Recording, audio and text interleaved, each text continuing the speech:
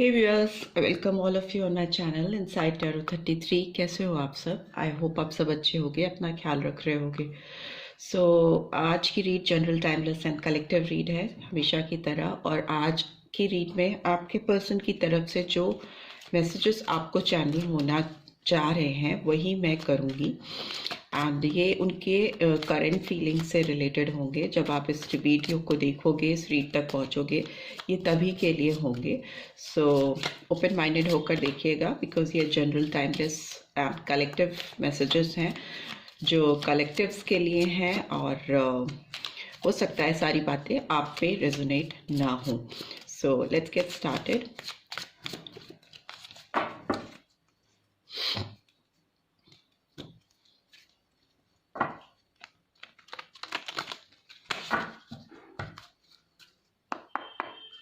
Okay. You make me feel secure. So कहीं ना कहीं आप इस पर्सन को बहुत सेफ फील कराते रहे हो जब आप इनके साथ थे या अभी भी। You and I have a great understanding. उनको लगता है आपके साथ जो उनकी अंडरस्टैंडिंग है वो बहुत डीप है। आप उनको बहुत अच्छे से समझ पाते हो और कहीं ना कहीं ये पर्सन भी आपको बहुत अच्छे से समझ पाते हैं या पाती हैं। You respect my decisions. Yes, समझ बहुत है एक दूसरे को लेकर, और एक दूसरे की जो डिसीजंस होते हैं, जो भी आप दोनों करते हो अपने लाइफ में, उसकी रिस्पेक्ट आप करते हो। तो ये बात उस पर्सन को बहुत पसंद है और वो आपको चैनल करना चाहते हैं। You make me smile. So हो सकता है आप इनके चेहरे पर मुस्कुराहट लेकर आते थे, और अभी भी जब आपको याद करती हैं या करते हैं तो उनके चेहरे पे एक स्माइल आती है। And finally we have you are my strength. तो आप चाहे इनकी ज़िंदगी में हो या नहीं हो, आप हमेशा से इस पर्सन के ताकत रहे हो, मोटिवेशन रहे हो, और ये बात वो आपको चैनल करना चाहते हैं। इनकी लाइफ में शायद इन्होंने जब भी कहीं पे ये फंसे हैं या फंसी हैं किसी भी डिसीजंस को लेकर या कुछ भी फैसले करने से पहले, तो शायद इन्होंने आपसे जब भी सजेशन मांगा है तो वो हमेशा उनके लिए काम करा है उस सजेशन ने। तो उनको लगता है कि आपकी जो अंडरस्टैंडिंग है उनको लेकर, उनकी लाइफ के फैसलों को लेकर बहुत स्ट्रॉन्ग है, और ये चीज़ उनके अंदर स्ट्रेंथन उनको करती है, उनके अंदर स्ट्रेंथ लेकर आती है। ठीक है, कहीं ना कहीं आप इस पर्सन को बहुत सिक्योर फील कराते हो, सेफ फील कराते हो। आपकी जो एडवाइसेस हैं, जो आपके साथ जब इन्होंने शेयर की हैं आपसे, वो शायद अभी भी अपने जीवन में कहीं ना कहीं अप्लाई करते हैं या करती हैं। ठीक है, you never give up on me. तो बॉटम ऑफ द डेक, तो मे भी हो सकता है आप इस पर्सन के ऊपर कभी गिव अप नहीं करते हो। इनकी जो चीज़ें हैं, जो इनकी यादें हैं, मे बी अभी भी आप still you are trying to like go for this person. ठीक है, आप चाहते हो कि रिश्ता काम करे, किसी भी तरीके से काम करे। आपके एफर्ट्स कहीं ना कहीं इस पर्सन को शायद समझ में आते हैं या आते थे जब आप साथ में थे। तो यही मैसेजेस हैं जो वो आपको चैनल करना चाहती हैं या चाहते हैं। लेट्स सी ये कार्ड्स क्यों आए हैं। You make me feel secure का कार्ड क्यों आया है? प्लीज़ डिवाइन गाइड करें। प्लीज़ डिवाइन गाइड करें। You make me feel secure. Okay, 7 of cups, cancer, Scorpio, Pisces, 7 number आया है। जुलाई मंथ इम्पॉर्टेंट हो सकता है आप दोनों के लिए। And you and I have a great understanding का कार्ड क्यों आया है? You and I have a great understanding का कार्ड क्यों आया है? एम्परर, एरीज साइन आया है, बहुत powerful.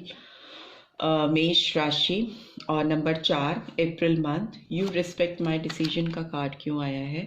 Okay, 10 of wands, Aries, Leo, Sagittarius, number 10 और 1 जनवरी और अक्टूबर month. You make me smile का कार्ड क्यों आया है? Knight of wands, again Aries, Leo, Sagittarius, and you are my strength का कार्ड क्यों आया है?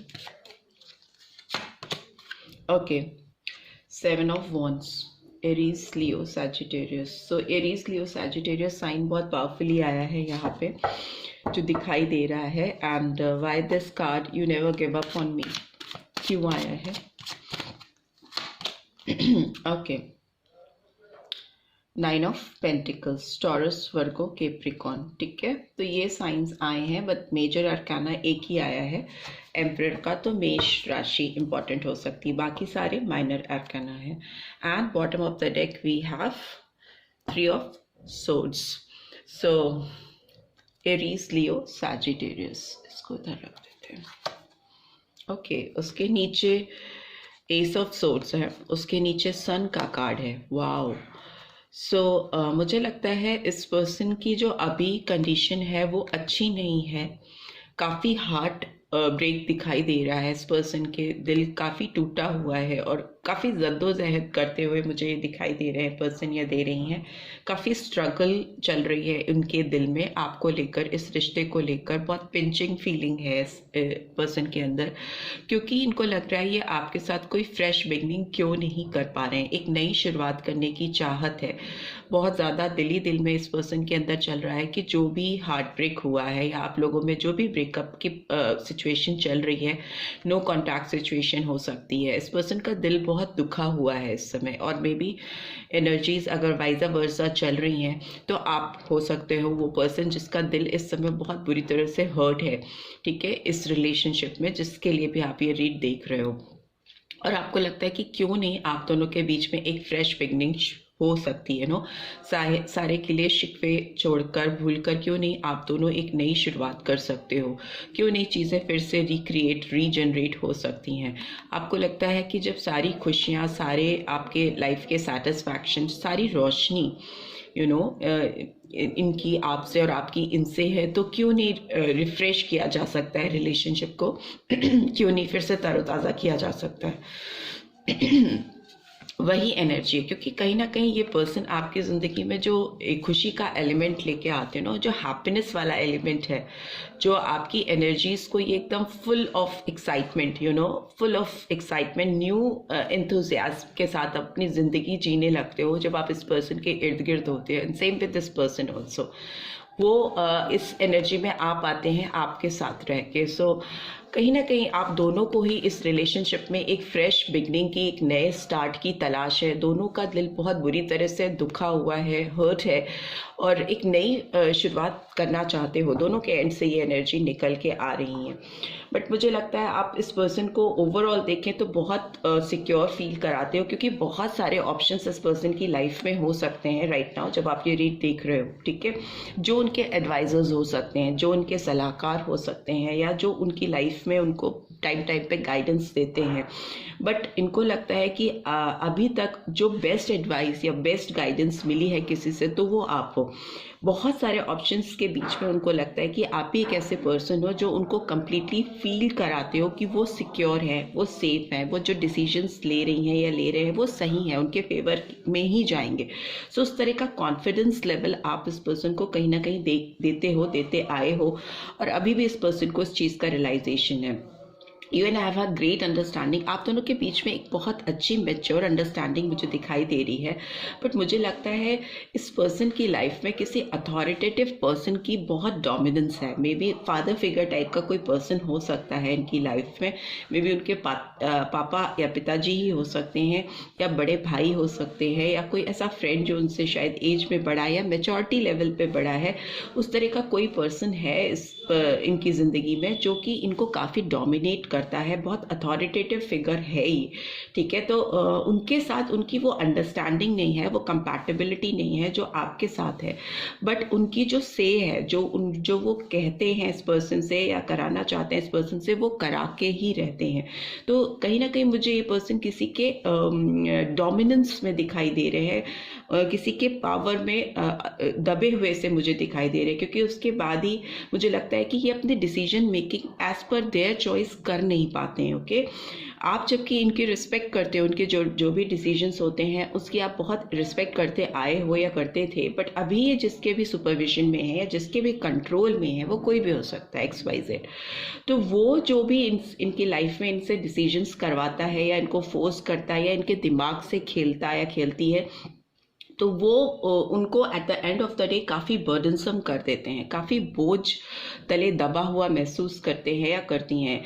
इस पर्सन की इंटरफेरेंस इस तरह की है जो कि इस पर्सन के कंधे पे बहुत ज़्यादा रिस्पॉन्सिबिलिटीज़ डालती है, बहुत सारा ओवर बर्डन दिखाई दे रहे हैं मुझे ये पर्सन।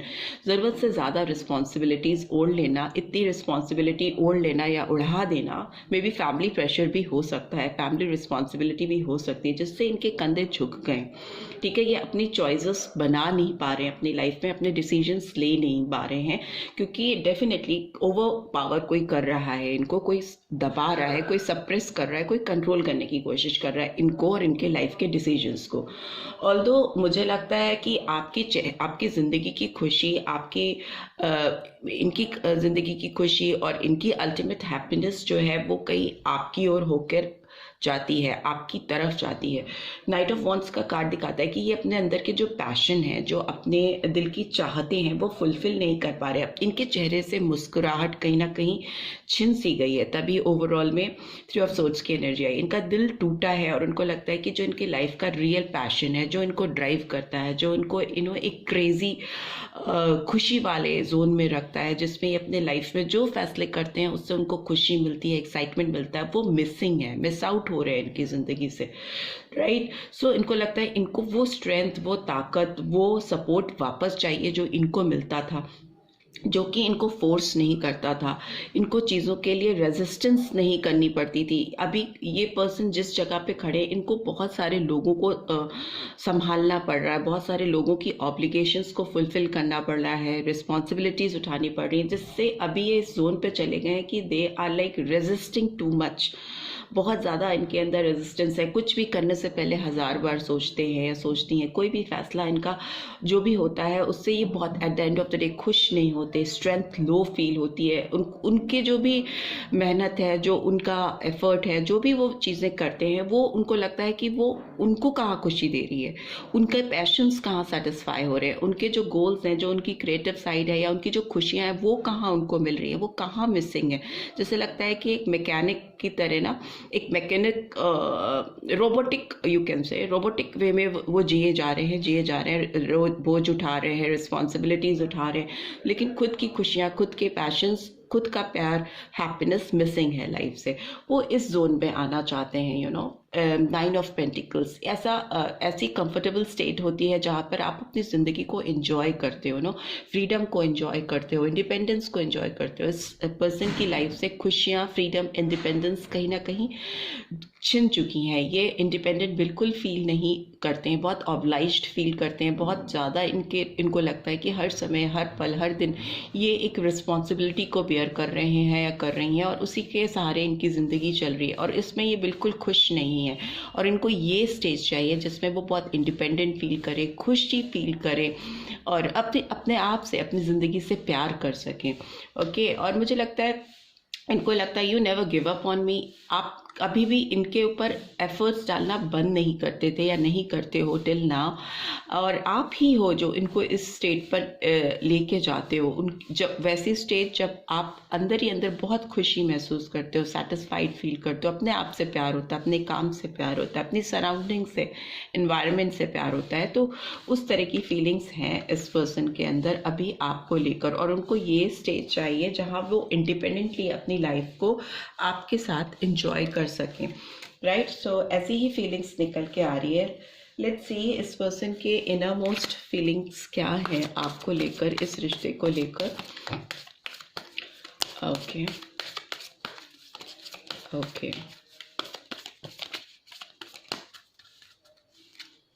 7 ऑफ पेंटिकल्स के नीचे सॉरी 7 ऑफ कप्स के नीचे separation, yes, time apart from your partner is on the horizon. So मे भी हो सकता है बहुत सारे ऑप्शंस के बीच में फंस करके इन्होंने जिन ऑप्शंस को चूज़ किया, उन ऑप्शन से आप दोनों के बीच में सेपरेशन आई, आप दोनों दूर हो गए।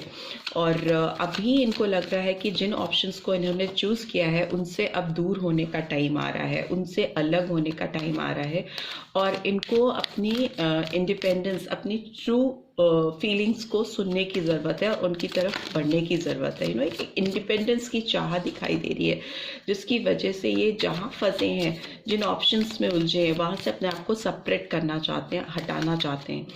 एम्परर की एनर्जी क्यों है यहाँ पे? Love your self first, your self respect makes you more romantically attractive. इनको लगता है कि बहुत हो गई किसी की गुलामी या किसी की ऑब्लिगेशंस या किसी की बातें सुनना बहुत हो गया, अब मैं अपने आप से प्यार करूंगी या अपने आप को प्यार करूंगा और अब मुझे जो पसंद है जो मेरे लिए डिग्निफाइड है, जिससे मेरी सेल्फ रिस्पेक्ट कहीं ख़त्म नहीं होती है या दबती नहीं है, और मैं वो काम करूंगी, वो चीज़ें चूज़ करूंगी अपनी लाइफ में, सो दैट मैं अपनी ज़िंदगी का जो रोमांस है या अपने जीवन का जो प्यार है उसको अपनी तरफ अट्रैक्ट कर सकूं। ये 10 ऑफ वॉन्ड्स की एनर्जी क्यों आई? Flirt, extend your light hearted energy to others. Yes, so ये जो ओवरबर्डन की सिचुएशन है इनकी लाइफ में, जिसमें ये रिस्पॉन्सिबिलिटीज़ या बर्डन कैरी कर रहे हैं या कर रही हैं अपने ऊपर, उनको लगता है ये लाइट हार्टेड एनर्जी इसमें जब जाएंगे, बर्डन्स अपने कंधों से हटाएंगे, बोझ थोड़े कम करेंगे, रिस्पॉन्सिबिलिटी शेयर करेंगे दूसरों से कि वो भी उठाएं जिम्मेदारियां, और आपकी ओर ये अपनी जो इनकी एनर्जीज़ हैं रोमांस को लेकर, प्यार को लेकर, इस तरह की जो फीलिंग्स इनके अंदर कहीं दब सी गई हैं, बुझ सी गई हैं, अगर वो उन एनर्जीज को फिर से ताज़ा करेंगे तो उनकी ज़िंदगी में खुशी आ पाएगी, उनका हार्ट लाइट हार्टेड वो फील कर पाएंगे या कर पाएंगी। ओके, ये नाइट ऑफ वॉन्ड्स की एनर्जी क्यों आई है?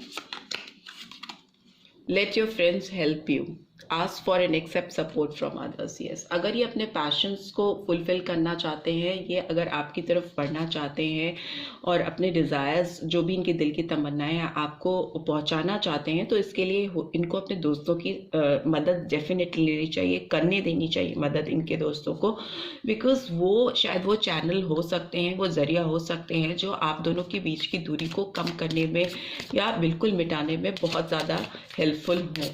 7 ऑफ वॉन्ड्स की एनर्जी क्यों आई है? finances and career. Yes, financial issues are a factor in your love life right now.